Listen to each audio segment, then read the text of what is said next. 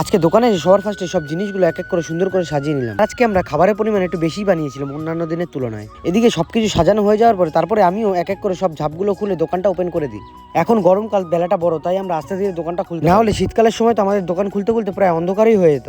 দোকানটা ওপেন হয়ে গেলে তারপরে আমরা আগের লাইটটা লাগিয়েছিলাম। আগের লাইটটা লাগাতে কি সুন্দর লাগছিল দেখতে জিনিসগুলো। এই লাইটটা আমরা এখন আর জ্বালাই না, কারণ এই লাইটটাতে এত ব্যাটারি চার্জ খায়, যার জন্য আমরা জ্বালানো বন্ধ করে দিয়েছিলাম। আজকে কি মনে হলো যে লাইটটা জ্বালাই, তো জ্বালিয়ে লাইটটা জ্বালানোর পরে আমাদের দোকানটা দেখতে কিন্তু খুব ভালোই লাগছিল। তারপরে ফার্স্টের দিকেই আসে এই দাদার ছিল একটা কম্বো, দাদাকে একটা কম্বো দিয়ে একটা কম্বো অর্ডার দিয়ে দিলাম। তারপরে আস্তে আস্তে কম্বো অর্ডার তো আসতেই থাকে আর আমরা রেডি করতে থাকি। তারপরে সবাইকে কম্বোগুলো এক এক করে দিয়ে পাশে এই দাদা আসে। দাদা কিন্তু আমাদের দোকান থেকে খালি লেগ পিসটাই নিয়ে যায়। লেগ পিসটা সুন্দর করে আমরা প্যান ফ্রাই করে দাদাকে পার্সেলটা দিয়ে দিই। আর এদিকে ভাই পার্সেল করতে করতে ওর মনটা একটু খারাপ ছিল, কারণ সবাই কাপেল নিয়ে আসে, ও যে কবে কাপেল নিয়ে বেরোবে সেটাই ভাবছিল। ততক্ষণে তিনজন কাস্টমার আসে, এনারা অর্ডার দিয়ে দেয় 149 এর কম্বো দুটো। তারপরে তাদের 149 এর কম্বোগুলো রেডি করে এক এক করে তাদেরকে দিয়ে দিই। তারপরে সব কাস্টমারদের এক এক করে অর্ডারগুলো রেডি করে সবাইকে এক এক করে দিতে থাকি। ততক্ষণে এখানে এসে পড়ে 4 প্লেট মোমো অর্ডার। তো 4 প্লেট মোমো সুন্দর করে সাজিয়ে দাদাদেরকে এক এক করে 4 প্লেট মোমো আমরা দিয়ে দিলাম।